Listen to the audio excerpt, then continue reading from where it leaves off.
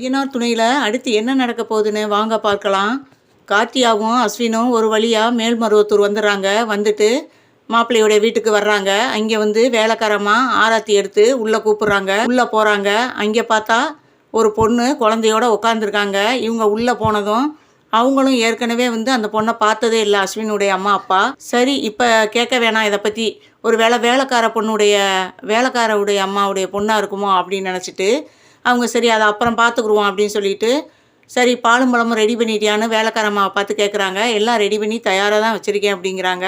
சரி பொண்ணு மாப்பிள்ளை கொடுக்கணும் அப்படின்னு சொல்லிட்டு இவங்க கொடுக்க போகிறாங்க.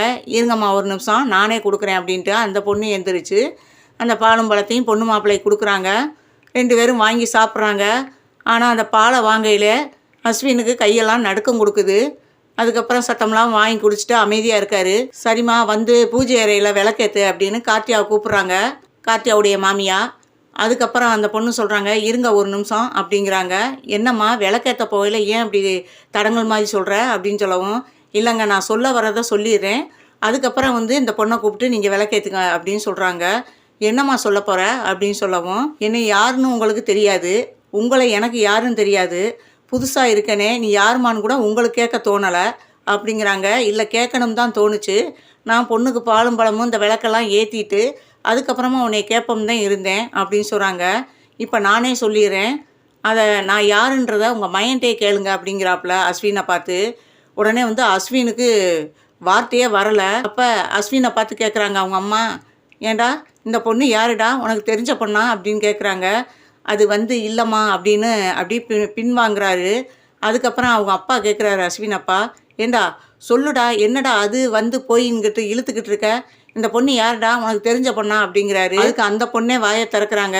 அவர் இப்போ உண்மையை சொல்ல மாட்டார், ஏன்னா உண்மையை சொல்கிற வேண்டிய இடத்துல அவர் இல்லை இப்போ, அதனால நான் வந்து உண்மையை சொல்கிறேன் அப்படின்னு சொல்லவும் கழுத்தில் கிடக்கிற தாலி எடுத்து காட்டுறாங்க.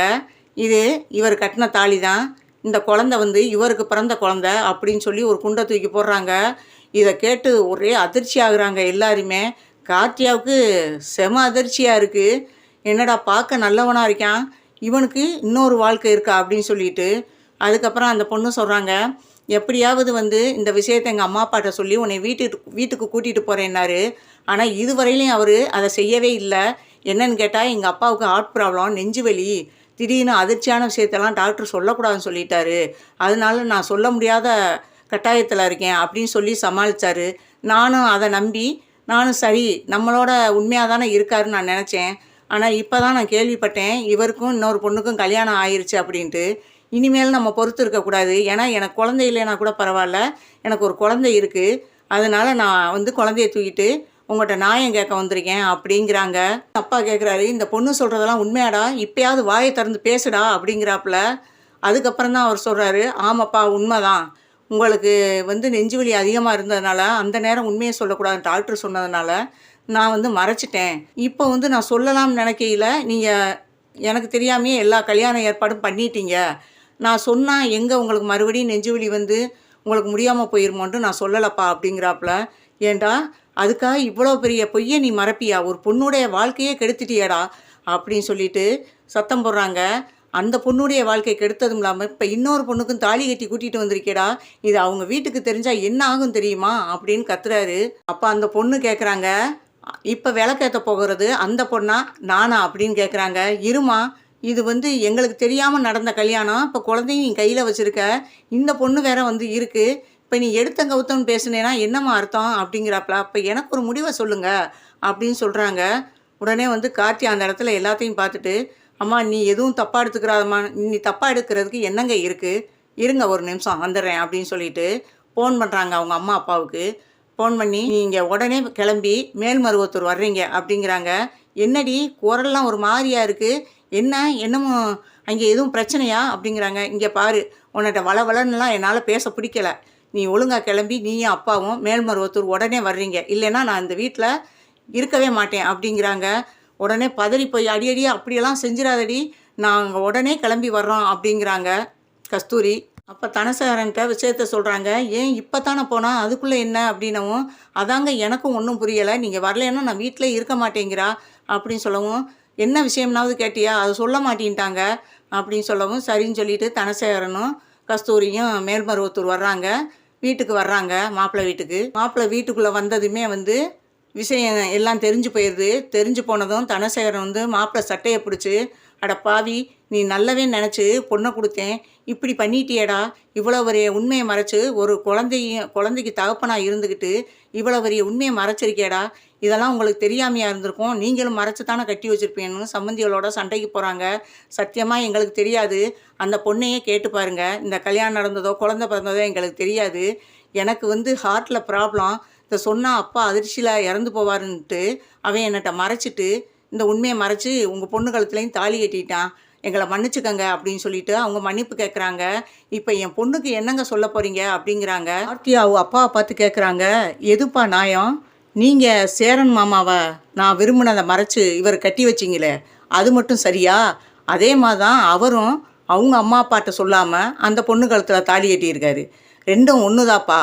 நீங்கள் உன்னை மறைச்சிங்க, அவர் உன்னை மறைச்சிருக்காரு. இதோட விட்டுருங்க, இதை பெருசாலாம் எடுத்துக்கிறாதீங்க, எனக்கும் இந்த கல்யாணத்தில் விருப்பம் இல்லை, தயவு செய்து இதோட பேச்சை நிப்பாட்டிட்டு ஊருக்கு வாங்க அப்படின்னு சொல்லிட்டு அஸ்வினை பார்த்து சொல்கிறாங்க. இங்கே பாருங்கள், உங்கள் மேலே எனக்கு எந்த கோபமும் இல்லை, இந்த பொண்ணோட நீங்கள் சந்தோஷமாக வாழ்க்கை நடத்துங்க, அதுவே எனக்கு போதும் அப்படின்னு சொல்லிட்டு அஸ்வின் அம்மா அப்பாவை பார்த்து சொல்கிறாங்க. இங்கே பாருங்கள், நல்லதோ கெட்டதோ அவங்க ஒரு குழந்தைக்கு தாயாயிட்டாங்க, இனி இவங்க தான் மருமக, இவங்கள நல்லபடியாக நீங்கள் வாழ வைங்க அப்படின்னு சொல்லிட்டு இந்த பொண்ணை நல்லபடியாக பார்த்துக்கங்க, நீங்கள் போய் விளக்கேற்றுங்க, நான் போயிட்டு வர்றேன் அப்படின்னு சொல்லிட்டு கிளம்புறாங்க. அப்போ தான் கஸ்தூரி வாயை திறக்கிறாங்க. கொஞ்சமாவது நாங்கள் 2 பேரும் குத்துக்கல்லாட்டம் நிற்கிறோம், எங்களை வச்சுக்கிட்டுத்தானா அந்த பொண்ணை நீ வந்து வாழுன்னு சொல்கிற, அப்போ உன் வாழ்க்கை என்னடி ஆகுறது அப்படிங்கிறாப்புல. அதை அப்புறம் பார்த்துக்குருவோம், இங்கே பாரு, தப்பு பண்ணதுக்கு தண்டனை அனுபவிக்கிற, அதோடு இருந்துக்க, நான் வந்து இங்கே இனிமேல் நீ அந்த பொண்ணை வந்து அந்த பொண்ணு வாழ்க்கையை கெடுத்துட்டு நான் இங்கே வாழ விரும்பலை, ஒழுங்காக தயவு செய்து நீ வீட்டுக்கு வா, இல்லை நானே போலீஸ் ஸ்டேஷனில் போய் கம்ப்ளைண்ட் கொடுத்துருவேன் அப்படிங்கிறாங்க.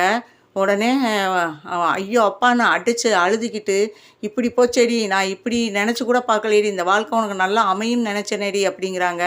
அதுதான் நீ மனக்கோட்டை கட்டினது இப்போ இடிஞ்சு போச்சா, ஒழுங்காக மரியாதையாக வரப்போறியா இல்லையா அப்படின்னு சொல்லவும் சரின்ட்டு வீட்டை விட்டு 3 பேரும் கிளம்புறாங்க. கஸ்தூரி அப்பா அம்மா. இங்கே சோழன் ட்ராவல் பண்ணிக்கிட்டு வர்றாரு. அந்த நேரம் பார்த்து நிலா அப்பா சோழன் தெரியாமல் வண்டியில் ஏற, சோழனை பார்த்ததும் தெரிஞ்சிருந்தா உன் வண்டியில் ஏறி இருக்க மாட்டேன்டா, நீயாடா அப்படின்னு சொல்லிக்கிட்டு இருக்காரு.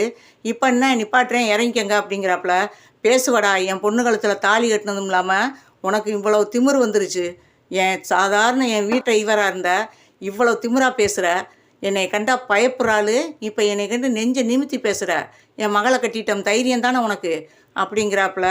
ஆமாங்க, இப்போ அதுக்கு என்னங்க பண்ணணுங்கிறீங்க அப்படின்னு சொல்லவும், என் மகாராணியாட்டம் நான் வச்சுருந்தேன், கஷ்டப்படுத்தினீங்களாடா அப்படின்னவும், யாருங்க சொன்னா அவங்க மக கஷ்டப்படுதுன்னு, உங்கள் வீட்டில் இருக்கிறவன் தாங்க உங்கள் மக கஷ்டப்பட்டுச்சு, எங்கள் வீட்டில் வந்து பாருங்கள் நிலா எவ்வளோ சந்தோஷமாக இருக்காங்கன்னு, பணம் மட்டும் ஒரு பொண்ணுக்கு சந்தோஷத்தை கொடுத்துறாது, அதை முதல்ல தெரிஞ்சுக்கங்க அப்படின்னு சொல்கிறாங்க. அவள் கூட இருக்கிற தைரியத்தில் நீ பேசுகிறியா, இருடா, இன்னும் 1 வாரத்துக்குள்ளே ஒன்றையும் தட்டி தூக்கிட்டு என் பொண்ணை என் மகளாக நான் என் வீட்டுக்கு கூட்டிகிட்டு போகல, என் பேர் மனோகரன்ல அப்படிங்கிறாரு. முடிஞ்சா பாருங்க அப்படிங்கிறாப்புல. பார்க்குறேன்டா, முதல்ல காரை நிறுத்துடா அப்படின்னு சொல்லிட்டு காரை நிப்பாட்டிட்டு கீழே இறங்கி விறுவிறுன்னு போகிறாரு.